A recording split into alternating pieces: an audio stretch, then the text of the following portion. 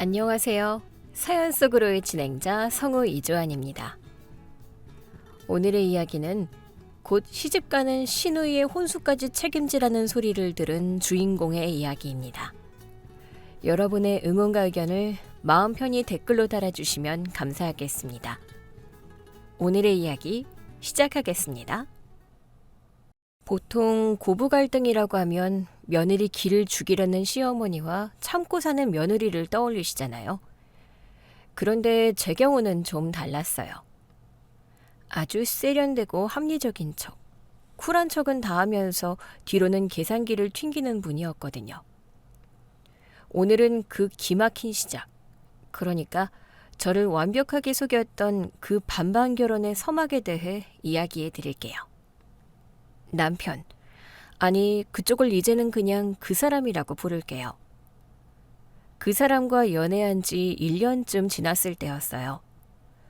결혼 이야기가 오가고 처음으로 예비 시어머니 김 여사님을 뵙는 자리였죠. 장소도 꽤 근사한 퓨전 한정식 집이었는데 자리에 앉자마자 어머님이 대뜸 그러시더라고요.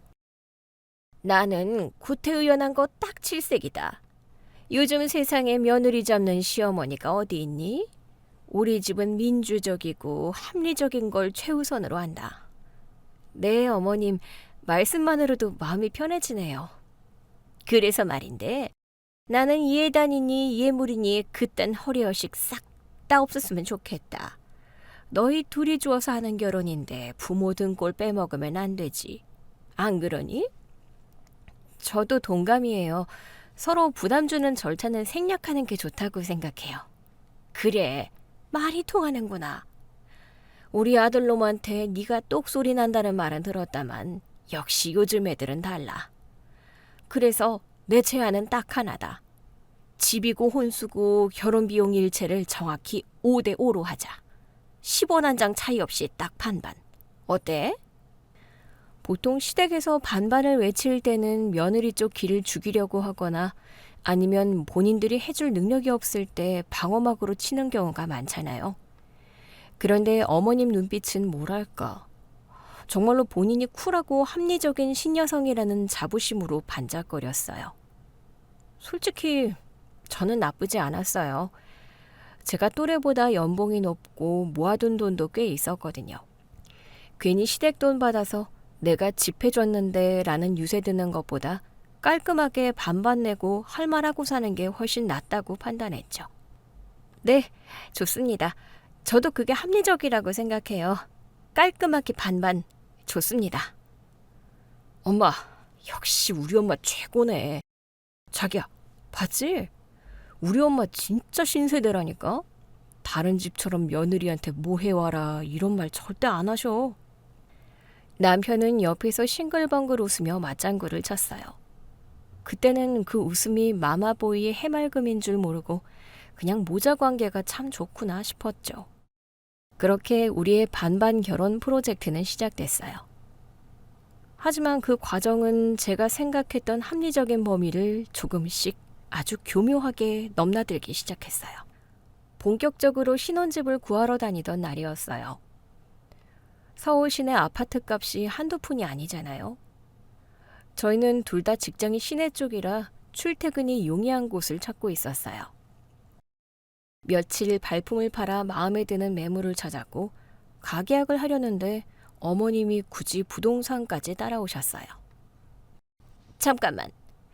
도장 찍기 전에 계산부터 확실히 하자.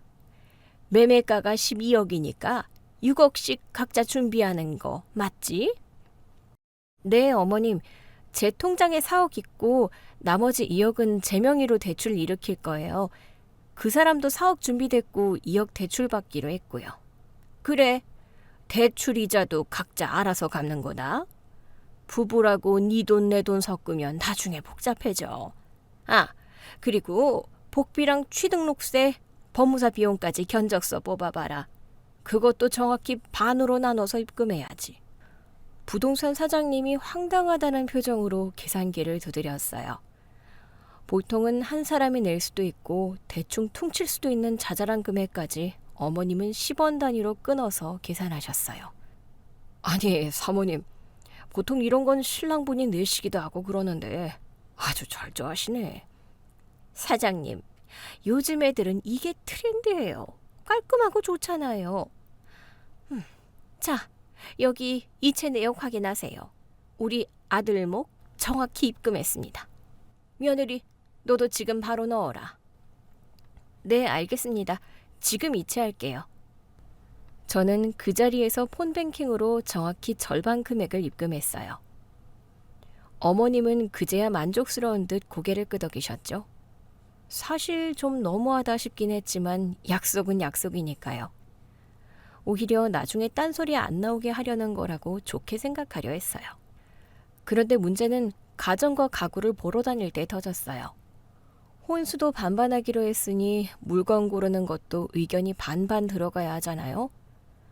그런데 어머님은 교묘하게 아들의 취향, 아니 본인의 취향을 강요하면서 비용은 반반을 고수하셨어요. 백화점 가전 매장에서였어요. 저는 실용적인 모델을 원했는데 남편은 디자인이 화려한 최고급 라인을 고집했죠. 야, 이왕 사는 거 제일 좋은 거로 하자. 이 냉장고 봐봐. 응? 얼음 정수기랑 다 되는 거야. 디자인도 죽이잖아. 근데 이거 너무 비싸. 기능은 비슷한데 가격은 200만 원이나 차이 나잖아. 우리 예산 초과야. 반반 내는 건데 뭐 어때? 내가 반 낼 테니까 너도 반 내면 되잖아. 평생 쓸 건데 이 정도도 못 써? 그때 어머님이 끼어드셨어요. 예, 우리 아들이 보는 눈이 좀 있다. 가전은 한 번 사면 10년을 쓰는 건데 남자가 좋다는 거 해주는 게 낫지 않겠니? 어차피 돈은 같이 내는 건데 네가 손해볼 것도 없잖니. 어머님, 손해 문제가 아니라 예산 문제라서요. 그리고 저도 같이 쓸 물건인데 제 의견도 중요하잖아요. 어머, 너 지금 돈 좀 더 낸다고 생색내는 거니? 반반하기로 해놓고 이제 와서 아깝다는 거야? 아니요. 생색이 아니라 합리적인 소비를 하자는 거죠. 굳이 필요 없는 기능 때문에 비싼 걸 살 필요는 없으니까요. 요즘 애들 똑똑하다더니 융통성이 없구나. 그래, 네 마음대로 해라. 대신 나중에 우리 아들이 냉장고 안 예쁘다고 불평해도 난 모른다. 결국 제 뜻대로 실용적인 모델을 샀지만 기분은 찜찜했어요. 반반이라는 단어가 공평함이 아니라 저를 올가매는 족쇄처럼 느껴지기 시작했거든요. 결혼식 준비 과정에서도 에피소드는 끊이지 않았어요. 스튜디오 촬영 때 간식비를 누가 낼 것이냐를 두고 남편이랑 실랑이를 벌였던 기억이 나네요. 촬영장에는 제 친구들도 오고 남편 친구들도 오기로 되어 있었어요. 저는 샌드위치랑 음료수를 넉넉하게 주문하려고 했죠. 오빠, 촬영 때 스태프분들 도시락이랑 친구들 간식 주문할 건데 견적 30만 원 정도 나왔어. 반반 입금해줘. 뭐? 30만 원? 야, 내 친구들은 밥 먹고 온대. 그냥 음료수 몇 개만 사면 되지 무슨 도시락까지 챙겨. 네 친구들 먹을 거면 네가 내야지. 왜 나한테 달라고 해? 지금 무슨 소리야. 스태프분들은 우리 둘 다 위해서 일해주시는 분들이잖아. 그리고 오빠 친구들도 오면 입 심심할 텐데 빈손으로 돌려보내? 아, 몰라. 우리 엄마가 쓸데없는 돈 쓰지 말라고 했어. 난 내 친구들 것만 편의점에서 사갈 테니까 네 친구들 건 네가 알아서 해. 그리고 스태프 도시락은 굳이 해야 돼? 돈 아깝게? 기가 막혔죠. 30만 원 중에 15만 원 내는 게 아까워서 편의점 타령을 하다니. 결국 제가 제 카드로 전액 결제했어요. 나중에 어머님이 이 사실을 알고 칭찬은커녕 저를 타박하시더라고요. 예, 너는 손이 커서 탈이다. 남자 돈 귀한 줄 알아야지. 그렇게 펑펑 써서 살림은 어떻게 하려고 그러니? 15만 원이면 우리 아들 일주일 점심값이다. 어머님, 이건 펑펑 쓰는 게 아니라 성의 표시예요. 그리고 오빠 돈만 귀한 거 아니에요? 제 돈도 귀해요.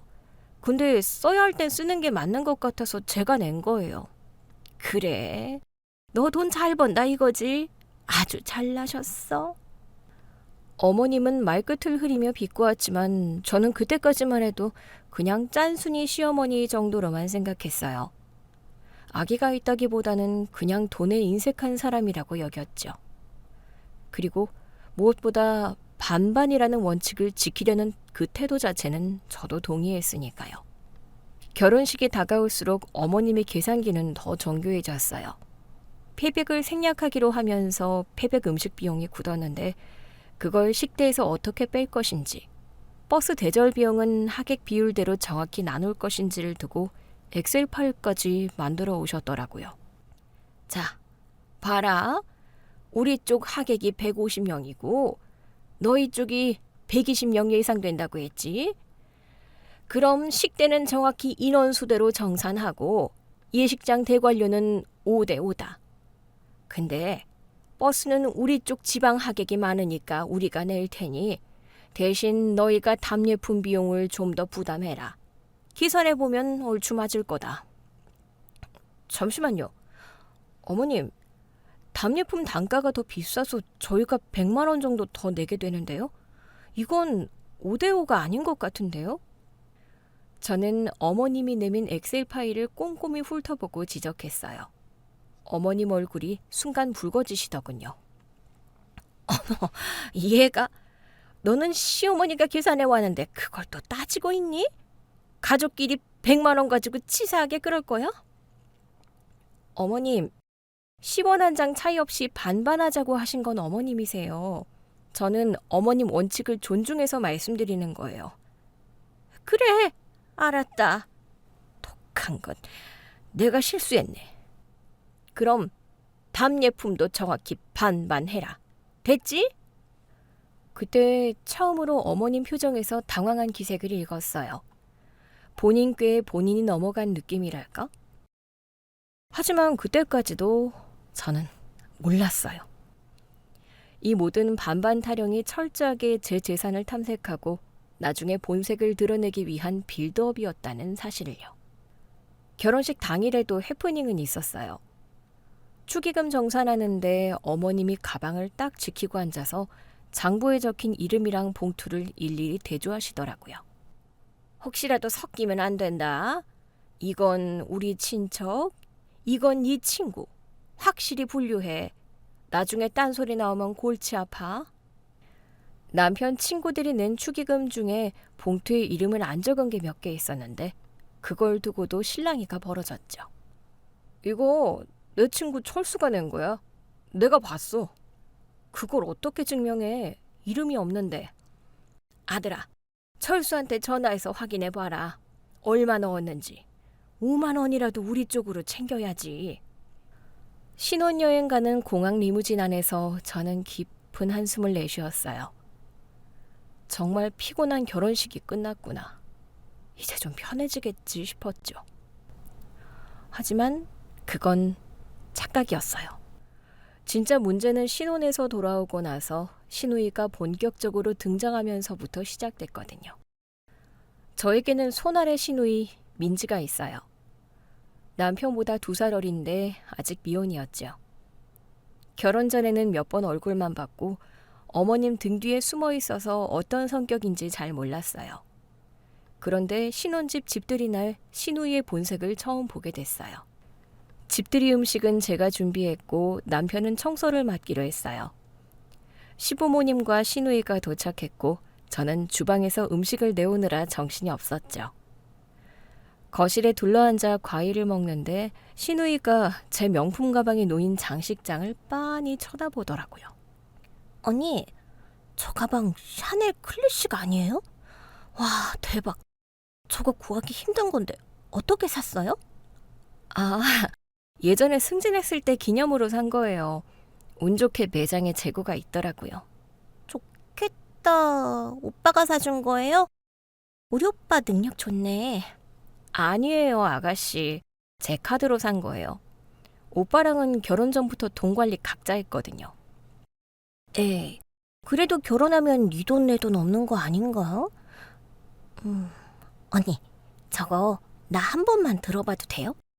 다음 주에 친구 결혼식 있는데 메고 가면 딱일 것 같아서요. 저는 당황했어요. 산지 얼마 안 된 가방이기도 했고 남에게 물건 빌려주는 걸 별로 안 좋아하거든요. 아가씨, 미안해요. 제가 아끼는 가방이라 빌려주긴 좀 그래요. 스크래치 나면 AS 받기도 힘들어서요. 그러자 신우의 표정이 팍 구겨지더군요. 옆에서 듣고 있던 어머님이 거들었어요.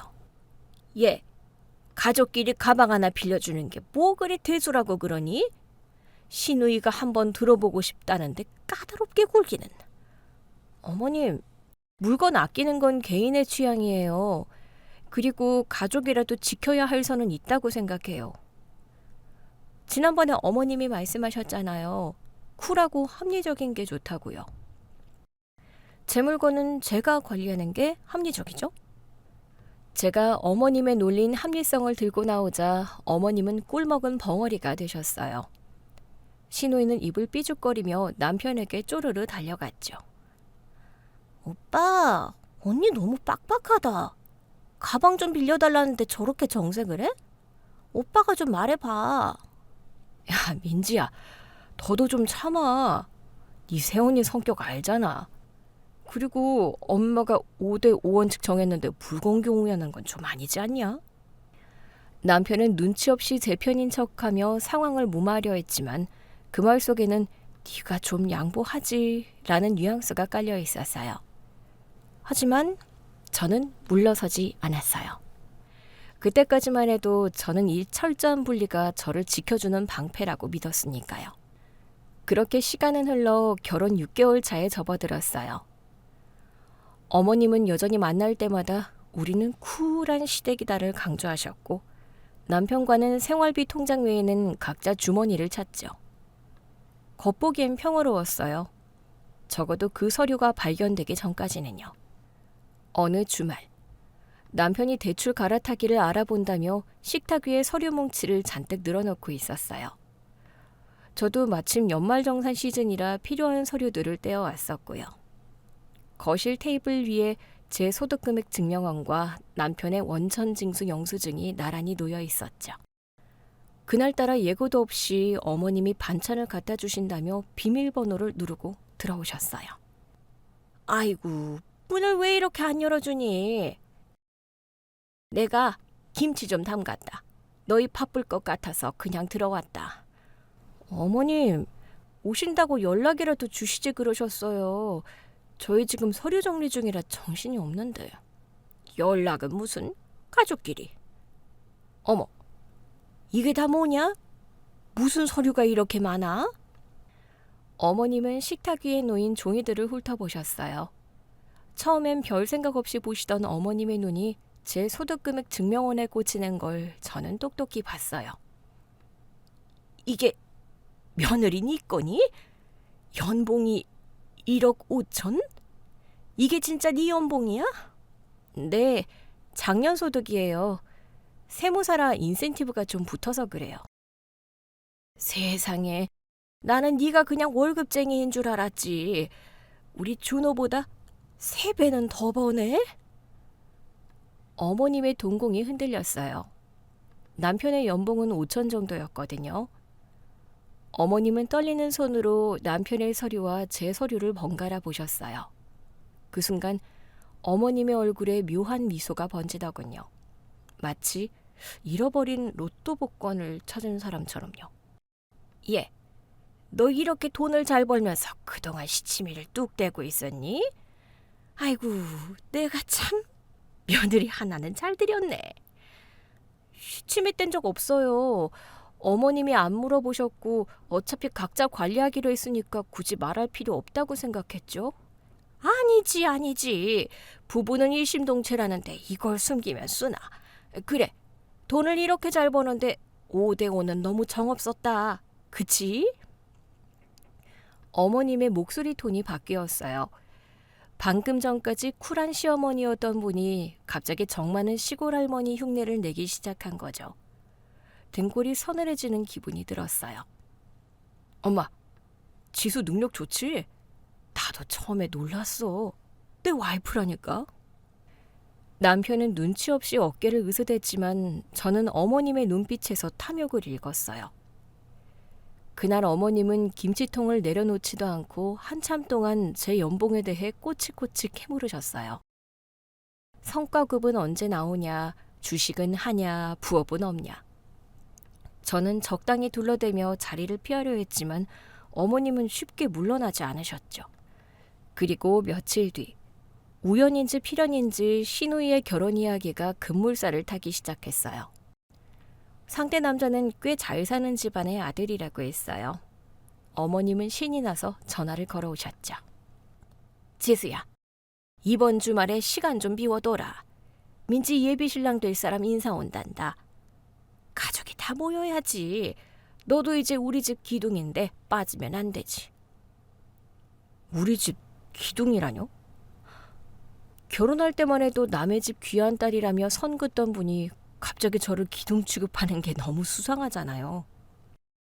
하지만 저는 알겠다고 했어요. 도대체 무슨 꿍꿍이인지 직접 확인해보고 싶었거든요. 그렇게 주말 가족 모임이 열렸어요. 신우이의 남자친구는 겉보기에 멀쩡해 보였지만 신우이는 평소보다 훨씬 들떠 있었어요. 언니, 우리 오빠네 집에서 신혼집 해주시기로 했어. 대박이지? 근데 혼수를 좀 신경 써야 할 것 같아. 시어머니 되실 분 눈이 엄청 높으시대. 그래요? 축하해요, 아가씨. 준비 잘해야겠네요. 그래. 그래서 말인데 우리 지수가 좀 도와주면 어떨까 싶다. 네? 제가요? 뭘요? 아니, 너는 돈도 잘 벌고 포는 눈도 높잖니. 민지 혼수 고르는 것도 좀 봐주고 그리고 가족끼리 돕고 사는 건데 네가 올케로서 해줄 수 있는 거 아니냐? 어머님, 혼수 고르는 건 봐드릴 수 있지만 금전적인 지원 말씀하시는 거면 곤란해요. 저희 결혼할 때 5대5 원칙 세우셨잖아요. 시댁일은 시댁에서 알아서 하시기로 한 거 아니었나요? 저는 웃으며 부드럽게 거절했어요. 하지만 어머님은 이번엔 쉽게 물러서지 않으셨어요. 야, 너는 그놈의 5대5 타령 좀 그만해라. 그때는 네가 이렇게 잘 버는 줄 몰랐으니까 한 소리고 상황이 바뀌었으면 융통성 있게 가야지. 가족이 뭐냐? 힘들 때 돕고 여유 있는 사람이 베푸는 게 가족 아니냐? 어머님 입에서 가족이라는 단어가 나올 때마다 속이 울렁거렸어요. 필요할 때만 가족이고 불리할 때는 남보다 못한 계산을 들이미는 그 이중성. 저는 그때 결심했죠. 이 사람들이 원하는 가족의 정의가 무엇인지 확실하게 보여주기로요. 아, 그러니까 어머님 말씀은 여유 있는 사람이 조건 없이 도와주는 게 진정한 가족이라는 말씀이시죠? 그렇지. 바로 그거다. 역시 우리 며느리가 똑똑해서 말귀를 잘 알아듣네. 네, 알겠어요. 어머님, 가족끼리 돕고 사는 거 정말 좋은 말이네요. 저는 짐짓 감동한 척하며 고개를 끄덕였어요. 사실 제 주머니 속 휴대폰에서는 녹음기가 돌아가고 있었고요. 어머님과 시누이 그리고 남편은 제가 순순히 넘어왔다고 생각했는지 서로 눈짓을 교환하며 회심의 미소를 지었어요. 그 미소가 얼마나 갈지는 꿈에도 모른 채 말이죠.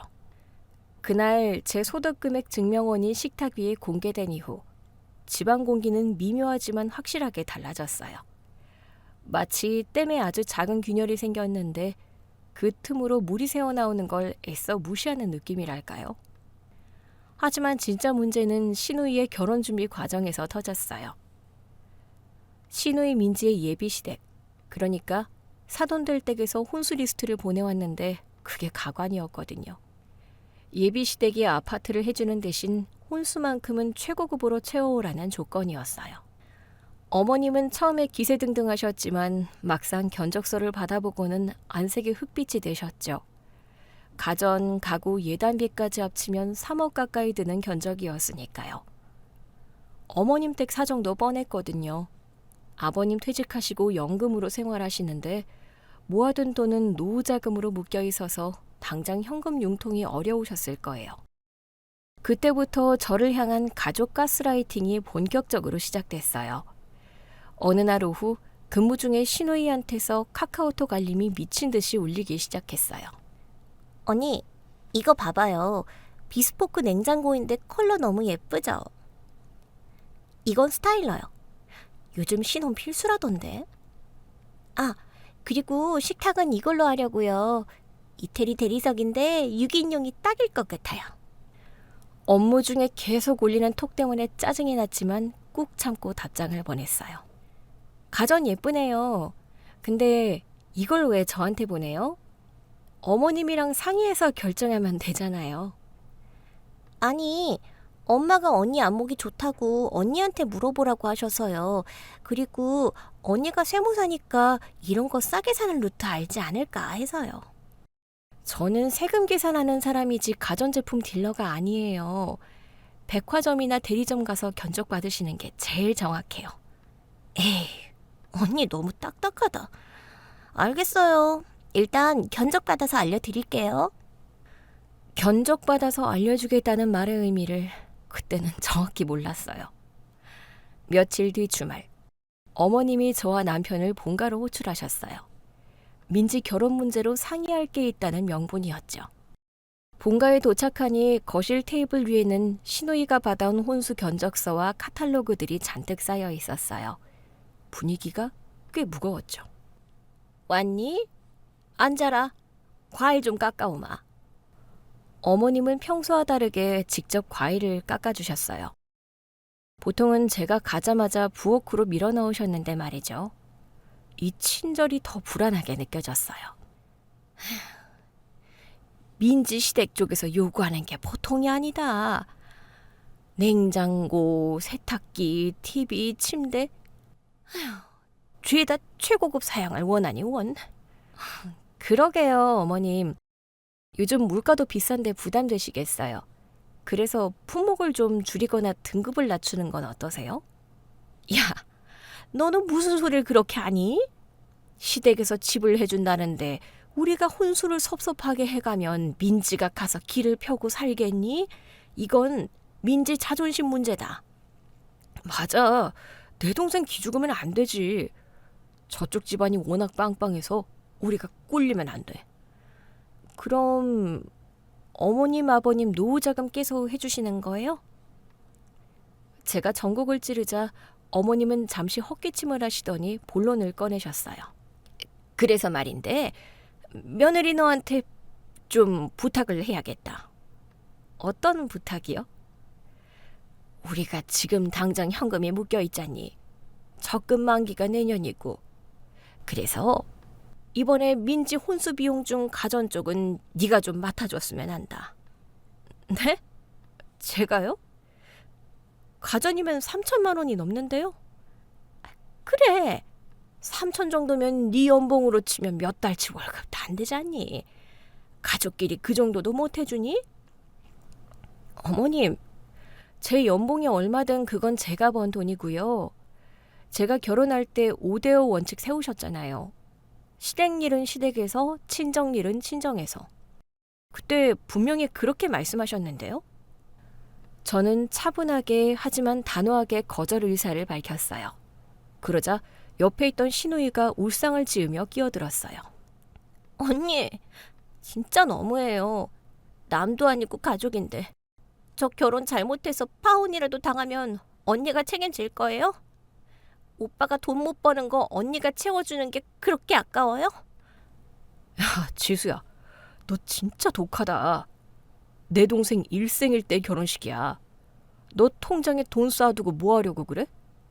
죽을 때 싸질머지고 갈 거야? 그냥 이번 한 번만 눈 딱 감고 해줘. 내가 나중에 갚을게. 자기가 갚는다고? 자기 용돈 50만 원 받아서 언제 3천만 원을 갚아. 그리고 이건 돈이 아까워서가 아니라 원칙 문제야. 원칙? 그놈의 원칙. 야, 그때는 우리가 남남일 때고 지금은 한솥밥 먹는 식구 아니냐. 며느리가 돈 잘 벌면 시누이 혼수해주는 게 미덕이지. 어디서 꼬박꼬박 말대꾸야? 어머님은 결국 본색을 드러내시며 소리를 지르셨어요. 네 돈이 내 돈이고 가족끼리 네 거 내 거가 어디 있냐는 그 뻔뻔한 논리. 저는 그 순간 깨달았어요. 이 사람들에게 논리나 약속은 중요하지 않다는 걸요. 본인들에게 유리하면 가족이고 불리하면 남인 사람들이라는 것을요. 저는 깊은 한숨을 내쉬는 척하며 잠시 생각에 잠긴 연기를 했어요. 그리고 주머니 속에서 휴대폰 녹음 버튼을 눌렀죠. 이제부터가 진짜였거든요. 알겠어요. 어머님 말씀도 일리가 있네요. 가족이니까 여유 있는 사람이 돕는 게 맞죠. 그래. 이제야 말이 좀 통하네. 진짜 그럴 것이지. 어머님 표정이 금세 환해지셨어요. 저는 쐐기를 받기 위해 질문을 던졌어요. 그럼 어머님, 제가 이번에 민지 씨 혼수해드리면 나중에 저희 친정에 무슨 일 생겼을 때도 시댁에서 발벗고 나서주시는 거 맞죠? 가족이니까요. 당연하지. 사돈댁에 무슨 일 생기면 우리가 가만히 있겠니? 우리 집 기둥 하나 뽑아서라도 도와야지. 그렇고 말고. 그럼 우리 엄마가 입 2개 달린 사람인 줄 아냐? 걱정 말고 이번엔 네가 시원하게 쏴. 아가씨도 같은 생각이에요? 언니 돈으로 혼수해 가면 나중에 우리 오빠나 부모님한테 도움 필요할 때 아가씨도 당연히 돕는 거죠? 당연하죠, 언니. 저도 시집 가서 자리 잡으면 언니한테 받은 만큼 다 보답할게요. 진짜 고마워요, 언니. 역시 능력력, 우리 새언니 짱! 시누이는 제 팔을 잡고 애교를 떨었어요. 저는 그들의 확답을 녹음기에 고스란히 담았죠. 여유 있는 쪽이 돕는 게 가족이다. 친정에 일이 생기면 기둥 뿌리를 뽑아서라도 돕겠다. 이 말들은 나중에 그들의 목을 조르는 완벽한 족쇄가 될 예정이었어요. 네, 알겠어요. 그럼 제가 가전제품 일체 3천만 원 한도 내에서 결제해 드릴게요. 대신 영수증 처리는 확실하게 해야 하니까 견적서 저한테 다 보내주세요. 아이고, 우리 며느리 최고다. 역시 스케일이 다르네. 네, 오늘 저녁은 아주 상다리가 부러지게 차려주마. 어머님은 신이 나서 부엌으로 달려가셨고 남편은 제 어깨를 주무르며 역시 내 와이프라며 비위를 맞췄어요. 시누이는 벌써 친구들 단톡방에 자랑하느라 정신이 없었고요. 그날 저녁, 저는 그들이 차려준 밥을 아주 맛있게 먹었어요. 속으로는 비웃음을 삼키면서요. 3천만 원, 네, 쓸 수 있죠. 하지만 그 대가는 3천만 원으로 끝나지 않을 거라는 걸 그들은 상상조차 못했을 거예요. 그로부터 일주일 뒤, 저는 시누이의 혼수 결제를 모두 마쳤어요. 냉장고, 세탁기, 건조기, TV, 스타일러까지. 시누이가 원하는 최고급 사양으로 싹 긁어줬죠. 카드 결제 문자가 올 때마다 시누이는 언니 사랑해요 라는 이모티콘을 보냈고 어머님은 우리 며느리 효보 났다며 동네방네 떠들고 다니셨어요. 그리고 대망의 상견례 날짜가 잡혔어요. 시누이의 결혼을 확정짓는 자리였죠. 저도 물론 참석하라는 통보를 받았고요. 지수야, 이번 상견례 때 너도 꼭 와라. 사돈댁에 너 인사도 시키고 우리 며느리가 이렇게 능력 있어서 혼수 다 해줬다고 자랑 좀 하게. 옷 예쁘게 입고 오너라. 네, 어머님. 당연히 가야죠. 저도 드릴 말씀이 있고요. 드릴 말씀? 뭐 축사라도 준비했니? 비슷해요. 아주 중요한 이야기예요. 가족 모두에게요. 전화를 끊고 저는 서재 책상 서랍 깊숙한 곳에서 서류 봉투 하나를 꺼냈어요. 며칠 전 친정오빠에게 부탁해서 받은 따끈따끈한 서류였죠. 친정오빠는 아파트 청약이 당첨됐는데 잔금을 치르기 위해 대출을 알아보고 있었거든요. 봉투 겉면에 적힌 아파트 공급 계약서라는 글씨를 손끝으로 쓸어내렸어요. 그리고 컴퓨터를 켜서 엑셀 파일을 열었죠. 시누이 혼수지원금 3천만 원. 시모 논리에 따른 상호 부조 청구액 3억 원. 정확히 10배. 어머님이 말씀하셨잖아요. 기둥 뿌리를 뽑아서라도 돕겠다고요. 저는 그 약속을 지키게 해드릴 생각이었어요. 상견례 장소는 유명한 호텔 중식당이었어요. 먼저 도착한 우리 식구들은 잠시 대기하고 있었어요. 어머님은 오늘따라 유독 화려한 한복을 차려입으셨고 시누이도 단한 원피스를 입고 잔뜩 긴장해 있더군요. 남편은 넥타이를 만지작거리며 계속 제 눈치를 살폈고요. 예, 지수야. 사돈 떼고 오시면 인사 똑바로 해라. 그리고 자연스럽게 혼수 얘기 나오면 네가 한마디 거들어. 우리 올케가 능력 있어서 해줬다고. 알았지? 네, 어머님. 걱정 마세요. 제가 아주 확실하게 말씀드릴게요. 그래. 역시 든든하다. 오늘만 잘 넘기면 민지는 탄탄대로야. 잠시 후 문이 열리고 시누이의 예비신랑과 그 부모님이 들어오셨어요. 예비신랑은 훤칠한 키에 인상 좋은 호남형이었고 그 부모님도 점잖은 인상을 가진 분들이셨죠. 서로 명함을 주고받고 덕담을 나누며 초반 분위기는 아주 화기애애했어요. 식사가 코스로 나오기 시작했고 적당히 분위기가 무르익을 때쯤 예비 시어머니 되실 분이 오늘 되시더군요. 우리 민지 양이 참 야무지게 생겼어요. 요즘 젊은 사람들 같지 않게 예의도 바르고요. 혼수 준비하느라 고생 많았죠. 아이고 사부인 고생은요. 어머님은 마치 본인이 돈을 낸 것처럼 어깨를 으쓱거리며 자랑을 늘어놓으셨어요. 시누이도 옆에서 수줍은 척 미소를 지으며 거들었고요. 네, 엄마가 정말 많이 신경 써줬어요. 그리고 올케 언니도 앞장서서 도와줬어요. 세상에, 민지 양은 좋겠네. 든든한 올케를 두어서. 별 말씀을요. 어머님 말씀대로 가족이잖아요. 힘들 때 돕고 여유 있는 사람이 베푸는 게 당연한 도리라고 배웠습니다. 아이고, 우리 며느리 말도 참 예쁘게 하지. 그래서 말인데요, 사부인. 사실 저도 오늘 이 자리에서 어머님과 아버님께 감사의 말씀을 드리고 싶어서요. 갑작스러운 제 발언에 좌중이 조용해졌어요. 어머님은 무슨 뚱딴지 같은 소리냐는 눈빛으로 저를 쳐다보셨지만 사돈 어른들이 계시니 내색은 못하고 계셨죠. 감사의 말씀이라니요? 무슨 좋은 일이라도 있나요? 네, 아주 경사스러운 일이죠. 실은 저희 친정오빠가 이번에 아파트 청약이 당첨됐거든요. 경쟁률이 어마어마했는데 정말 운이 좋았죠. 그래. 그거 축하할 일이네.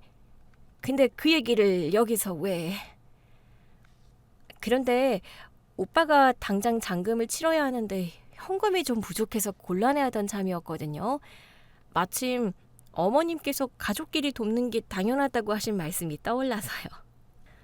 저는 식탁 아래에 두었던 서류 봉투를 꺼내 테이블 위에 올렸어요.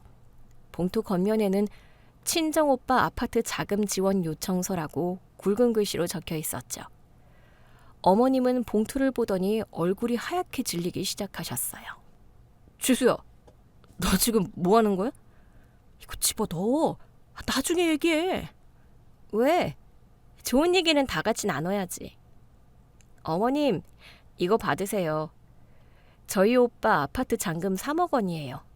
계좌번호 적혀 있으니까 다음 주까지 입금해 주시면 돼요. 정적이 흘렀어요. 숟가락 달그락거리는 소리 하나 들리지 않을 만큼 무거운 침묵이었죠. 시누이는 입을 떡 벌리고 저를 쳐다봤고 사돈 식구들은 이게 무슨 상황인지 파악하느라 눈만 깜빡이고 있었어요. 너 지금 이게 무슨 소리니? 3억이라니 미쳤니? 어머, 미쳤다니요. 섭섭하게. 어머님이 그러셨잖아요. 며느리 돈으로 시누이 혼수해주는 건 당연한 가족의 도리라고요. 저 그 말씀 듣고 3천만 원 썼어요. 그럼 이제 어머님이 도리를 지키실 차례죠. 사돈 어른도 가족인데 집 사는데 3억 정도는 보태주실 수 있잖아요. 야, 3천만 원이랑 3억이랑 같니? 이게 어디서 말도 안 되는 억지를 부려? 어머님이 결국 참지 못하고 소리를 지르셨어요. 사돈 어른들이 놀라서 흠칫하셨지만 저는 눈 하나 깜짝하지 않고 차분하게 대답했죠. 금액이 중요한가요? 마음이 중요하다고 하셨잖아요. 그리고 제 연봉 1억 5천일 때 3천만 원 썼으니 연봉의 5분의 1 쓴 거예요. 아버님 퇴직금이랑 어머님 노후자금 그리고 지금 사시는 집 담보대출 받으면 3억 정도는 융통되시잖아요. 그 정도면 어머님 재산 비례해서 딱 적당한데요. 지수야, 그만해. 너 진짜 돌았어? 사돈 어른들 계시는데 이게 무슨 추태야? 남편이 얼굴이 불그락불그락해져서 소리쳤어요. 저는 남편을 똑바로 쳐다보며 말했죠. 추태? 내가 신우이 혼수해준 건 미담이고 너희 집이 우리 오빠 도와주는 건 추태야? 너도 그랬잖아. 우리 엄마는 기둥뿌리 뽑아서라도 사돈 돕는 분이라고. 언니, 진짜 왜 이래? 우리 오빠가 언제 그런 말을 했다고 그래? 기억 안 나? 그럴 줄 알고 내가 준비했지. 저는 주머니에서 휴대폰을 꺼내 미리 편집해둔 녹음 파일을 재생했어요. 야, 너는 그놈의 5대5 타령 좀 그만해라. 가족이 뭐냐? 힘들 때 돕고 여유 있는 사람이 베푸는 게 가족 아니냐? 그럼 어머님, 나중에 저희 친정에 무슨 일 생겼을 때도 시댁에서 발벗고 나서주시는 거 맞죠? 당연하지. 사돈댁에 무슨 일 생기면 우리가 가만히 있겠니? 우리 집 기둥 하나 뽑아서라도 도와야지. 그렇고 말고. 그럼 우리 엄마가 입 2개 달린 사람인 줄 아냐? 걱정 말고 이번엔 네가 시원하게 쏴. 녹음 파일이 재생되는 동안 어머님은 입을 뻐끔거리며 숨을 헐떡이셨고 신우이는 얼굴이 사색이 되어 예비신랑 눈치를 살폈어요. 사돈 어른들의 표정은 당황해서 경멸로 바뀌어가고 있었고요. 들으셨죠? 어머님은 입이 2개 달린 분이 아니시라니까 약속 지키실 거라고 믿어요. 그리고 아가씨 목소리도 들려드릴까요? 저도 시집가서 자리 잡으면 언니한테 받은 만큼 다 보답할게요. 진짜 고마워요, 언니. 보세요. 아가씨도 보답한다고 했잖아요. 시댁에서 사먹해주시면 아가씨는 제 동생이니까 우리 오빠 가전제품 풀세트로 해주면 되겠네요. 똑같이 3천만 원 맞춰서. 어때요? 공평하죠? 이 앙큼한 년. 네가 감히 시어미를 함정에 빠뜨려? 내가 언제 3억을 준다고 했어? 돕는다고 했지. 누가 집값을 다 내준다고 했냐고? 어머님은 체면이고 뭐고 다 집어치우고 악다구니를 쓰셨어요. 돕는다고 하셨잖아요. 기둥 뽑아서라도. 말 바꾸시면 안 되죠? 제가 혼수해드릴 땐 가족끼리 네 돈 내 돈 없다면서 좋아하셨잖아요. 왜 시댁 돈 나가는 건 아깝고 며느리 돈 나가는 건 당연하세요? 그게 어머님이 말씀하신 가족의 도리인가요? 저기, 김 여사님, 이게 다 무슨 소리입니까? 며느리를 억지로 쥐어짜내서 혼수를 해왔다는 게 사실이에요? 아니, 사부인, 그게 아니라요. 제가 지금 미쳐서 헛소리를 하는 거예요. 우리가 돈이 없는 게 아니라. 녹음 들어보니 딱 알겠네요. 능력 있는 며느리 쥐어짜서 딸 시집 보내려고 하셨네. 세상에, 우리 민석이 장모 될 사람이 이런 분인 줄 몰랐습니다.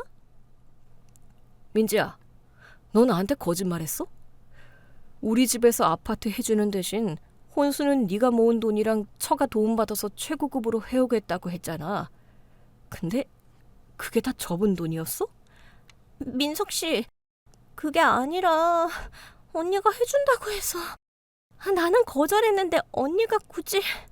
아가씨, 거짓말은 하지 말죠. 견적서린 그 하루에 20개씩 보내면서 사달라고 조른 게 누군데요. 카톡 내역 여기 다 있어요. 보여드려요? 저는 카카오톡 대화 내역을 캡처해둔 출력물을 흔들어 보였어요. 신우이는 울음을 터뜨리며 주저앉았죠. 언니 미쳤어. 왜 이래 진짜. 내 결혼 망칠 작정이야. 네 결혼 망친 건 내가 아니라 너랑 네 부모님 욕심이야. 남의 돈으로 생색내고 호의호식하려던 그 못된 신부가 일을 이렇게 만든 거라고. 그때 침묵을 지키던 시아버님이 숟가락을 탁 내려놓으시며 소리치셨어요. 그만들 해라. 며느리 너도 너무한 거 아니냐? 어른들 앞에서 이게 무슨 행패야? 아버님, 행패라뇨? 그동안 5대5 약속으로 저를 괴롭힌 건 어머니예요. 저는 약속을 이행하러 온 겁니다. 그리고 너무한 건 아버님 식구들이죠. 제 돈 3천만 원은 푼돈이고 댁내 돈 3억은 거금입니까? 저는 오늘 이 자리에서 확실한 답을 듣고 싶습니다. 3억 주실 겁니까? 안 주실 겁니까? 못줘. 배째라. 우리가 돈이 어디 있어. 3억은커녕 3천만 원도 없다. 어머님은 결국 바닥을 드러내셨어요. 저는 빙그레 웃으며 봉투를 다시 챙겼어요. 네, 잘 알겠습니다. 돈이 없으시군요. 아니, 있어도 주기 싫으신 거겠죠.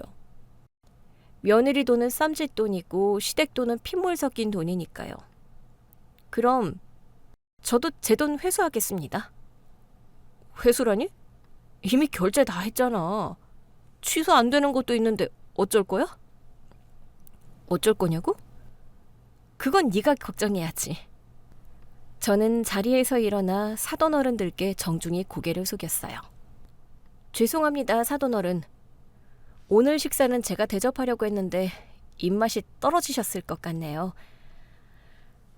보시다시피 이 집안 며느리 등쳐먹고 딸 시집 보내려는 사기꾼 집안입니다. 이런 처가랑 엮이면 평생 피곤하실 거예요. 제가 산 증인이거든요. 올케분, 말씀 잘해주셨어요. 덕분에 우리 집안 망신당할 뻔한 거 면했네요. 여보, 민서가 일어나라. 더 볼 것도 없다. 민지야, 실망이다. 너희 어머니도 너도 우리 다시는 보지 말자. 민석 씨와 사돈 식구들은 뒤도 안 돌아보고 룸을 나갔어요. 신우이는 민석 씨 가지 마. 엄마 이게 다 뭐야? 하며 울부짖었고 어머님은 아이고 아이고 하며 바닥에 주저앉아 대성통곡을 하셨죠. 난장판이 된 룸에 저와 남편 그리고 시댁 식구들만 남았어요. 남편이 씩씩거리며 저에게 다가와 손을 치켜들더군요. 야, 너 진짜 미쳤어? 내 동생 인생을 이렇게 망쳐놔? 네가 사람이야? 저는 눈 하나 깜짝 않고 남편의 눈을 노려봤어요. 손 내려. 그 손 내려치면 넌 바로 폭행 현행법으로 경찰서행이야? 그리고 네 동생 인생 망친 건 내가 아니라 주제 파악 못하고 남의 돈으로 허세 부린 너희 가족들이야. 너 이혼이야. 당장 이혼해. 그래, 내가 바라던 바야. 안 그래도 서류 준비해놨어. 저는 가방에서 또 다른 봉투를 꺼내 테이블 위에 던졌어요. 이번엔 이혼소송 소장이었죠. 위자료 청구 소송이랑 재산 분할 청구도 같이 들어갈 거야. 그리고 아가씨 혼수 결제한 거? 그거 증여 아니야. 내가 빌려준 걸로 처리해서 대여금 반환 소송도 걸 거야. 녹음 파일에 나중에 갚을게 라는 이 목소리 아주 선명하더라. 법적으로 차용증 없어도 구두계약 성립하는 거 알지? 뭐? 대여금? 갚아? 네, 어머님. 세상에 공짜가 어디 있어요. 반반 결혼 좋아하셨잖아요. 계산은 철저히 해야죠. 3천만 원에 이자까지 쳐서 싹 다 받아낼 거니까 준비하세요. 아, 그리고 제 오빠 아파트는 걱정 마세요. 애초에 당첨된 적도 없으니까. 뭐라고? 당첨된 적이 없어? 그럼 저 계약서는? 가짜죠. 어머님 반응 보려고 만든 거잖아요. 역시나 남의 돈은 쉽고 본인 돈은 목숨보다 귀하시네요. 덕분에 제 남은 전까지 싹 털어주셔서 감사합니다. 저는 멍하니 입을 벌리고 있는 시댁 식구들을 뒤로 하고 룸을 나섰어요. 호텔 로비로 걸어 나오는데 그렇게 상쾌할 수가 없더군요. 마치 10년 묵은 체증이 내려가는 기분이었어요. 밖으로 나오니 시원한 밤바람이 불어왔어요. 저는 휴대폰을 꺼내 친정오빠에게 전화를 걸었죠. 오빠, 나야. 응, 다 끝났어.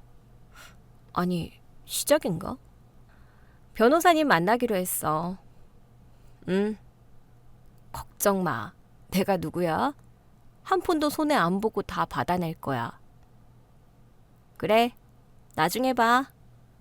상견례 회장이 아수라장이 된 그날 밤, 저는 집으로 돌아오자마자 가장 먼저 도어락 비밀번호부터 바꿨어요. 짐을 다 챙기고 나니 새벽 2시가 넘었더군요. 그때 현관문이 쾅쾅 울리기 시작했어요.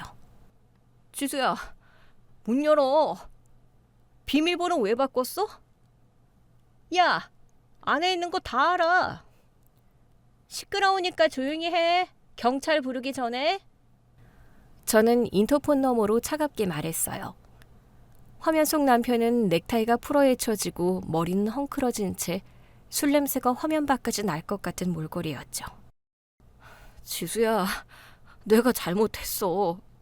제발 문 좀 열어줘. 우리 대화로 풀자. 어?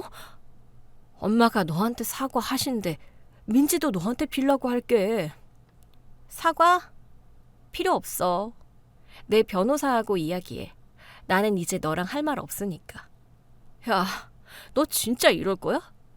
우리가 함께한 시간이 얼만데 돈 몇 푼 때문에 이래? 돈 몇 푼? 너희 식구들한테는 그게 인생 전부잖아. 더 이상 추해지지 말고 돌아가. 내일 짐 가지러 올 거면 용달 불러서 오고. 너 혼자는 절대 못 들어오니까 그런 줄 알아? 결국 남편은 문을 발로 한 번 걷어 차고는 욕설을 중얼거리며 돌아갔어요. 그 뒷모습을 보는데 슬픔보다는 후련함이 밀려오더군요. 저는 그 길로 근처 호텔로 거처를 옮겼습니다. 본격적인 이혼 소송과 대여금 반환 청구 소송은 생각보다 빠르게 진행됐어요. 제가 워낙 증거를 철저하게 모아둔 덕분이었죠. 첫 번째 조정 기일. 법원 조정실에서 시어머니와 남편 그리고 그쪽 변호사를 마주했습니다. 어머님은 며칠 새 10년은 늙으신 것 같았지만 도끼는 여전하시더군요. 자, 양측 입장이 팽팽한데요. 원고 측은 혼수 비용 3천만 원을 대여금이라고 주장하고 있고 피고 측은 증여라고 주장하고 있습니다. 맞습니까? 아니, 판사님. 세상에 시누이 혼수해주고 나서 이혼한다고 돈 내놓으라는 법이 어디 있습니까? 그건 며느리가 좋아서 해준 선물이죠. 선물이라뇨, 어머님. 그때 제가 분명히 물었죠. 나중에 갚을 거냐고. 그리고 남편이 뭐라고 했는지 기억 안 나세요? 저는 변호사님께 눈짓을 했고 변호사님이 준비해온 녹취록을 꺼내들었어요. 피고의 녹취입니다. 내가 나중에 갚을게. 걱정 말고 이번엔 네가 시원하게 쏴라고 명확하게 발언하셨습니다. 이는 금전 소비대차 계약의 성립을 의미하며 갚겠다는 의사가 분명했으므로 증여가 아닌 대여로 봄이 타당합니다. 아니, 그건 그냥 말로만 그런 거지. 진짜 갚겠다는 뜻이 아니라. 말로만? 그럼 나랑 한 결혼 서약도 다 말로만 할 거야? 나는 그 말 믿고 내 돈 3천만 원 쓴 거야. 그리고 어머님, 민지 씨 파혼당하고 나서 그 가전제품들 어떻게 하셨어요? 제 질문에 시어머니가 움찔하셨어요. 사실 저는 이미 알고 있었거든요. 뭘 어떻게 해? 집에 그대로 있지. 거짓말하지 마세요. 어제 중고거래앱에 올리셨잖아요. 미사용 S급 혼수 가전 풀세트 급처라고. 판매자가 민지 씨 아이디던데요? 저는 신우이가 올린 판매 게시글 캡처본을 조정위원님 앞에 내밀었어요. 조정위원님이 안경을 고쳤으며 혀를 차시더군요. 이거 참 물건을 팔아서 현금하셨군요. 그렇다면 돌려주는 게 맞지 않겠습니까? 아니, 그게 아니라 위약금 물어주느라 돈이 급해서. 위약금은 민지 씨가 책임질 일이고요. 제 돈으로 산 물건 팔아서 본인들 빚 갚는 건 횡령이나 다름없어요. 3천만 원, 그리고 이혼 귀책 사유에 따른 위자료 3천만 원. 합쳐서 6천만 원 지급하세요. 그리고 재산 분할은 정확히 5대 5입니다. 집 팔아서 반 나누죠. 어머님이 좋아하시는 반반이잖아요. 야, 집을 지금 팔면 손해가 얼만데. 그리고 네가 무슨 기여를 했다고 반을 가져가? 기여도요?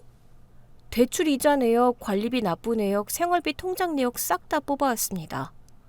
저는 10원 한 장 안 밀리고 냈는데 그쪽 아드님은 툭하면 제 카드로 술값 긁으셨던데요.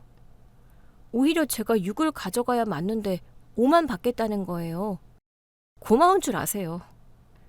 결국 조정은 제 승리로 끝났어요. 시댁은 당장 현금이 없어서 시골 땅을 금매로 내놓고 남편이 타고 다니던 차까지 팔아야 했죠. 집도 경매로 넘어가기 전에 급하게 처분해서 정확히 반으로 나누게 되었고요. 이혼 절차가 마무리될 무렵 회사 로비에서 뜻밖의 소란이 일어났어요. 점심시간에 나가려는데 안내데스크 쪽이 시끄러웠죠. 가보니 시어머니가 경비원들에게 제지를 당하고 계셨어요. 이거 나 여기 직원 시험이 되는 사람이야. 우리 며느리 좀 만나게 해줘. 지수야. 아줌마, 여기서 뭐 하시는 거예요? 제가 다가가자 어머님이 제 옷자락을 붙잡고 바닥에 주저앉으셨어요. 지수야, 내가 잘못했다. 제발 이혼만은 다시 생각해주면 안 되겠니? 우리 준호가 며칠째 밥도 안 먹고 술만 마셔. 폐인이 다 됐어. 그게 저랑 무슨 상관이죠?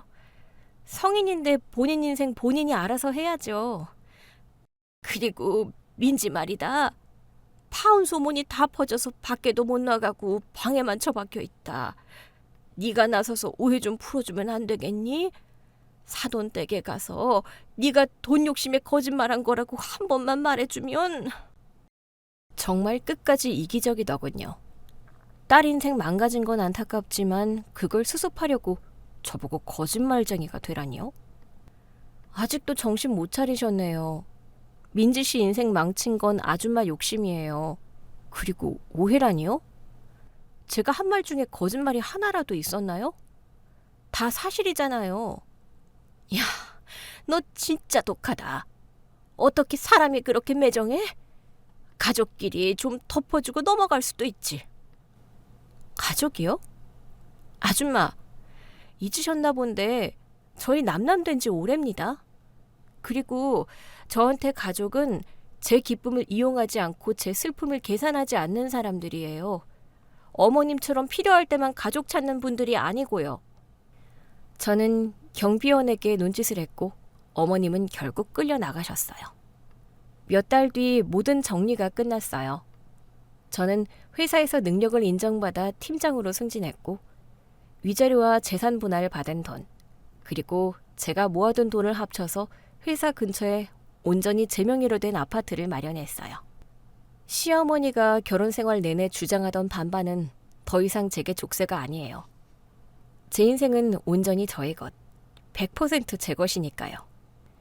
물론 앞으로 누군가를 다시 만나게 된다면 그때는 계산기 두드리는 반반이 아니라 마음을 나누는 반반을 하고 싶어요. 슬픔은 반으로 나누고 기쁨은 배가 되는 그런 진짜 관계 말이죠. 하지만 당분간은 이 자유를 만끽할 생각이에요. 누구의 눈치도 보지 않고 내 돈으로 내가 사고 싶은 걸 사고 내가 먹고 싶은 걸 먹는 이 완벽한 싱글 라이프를요. 아, 참.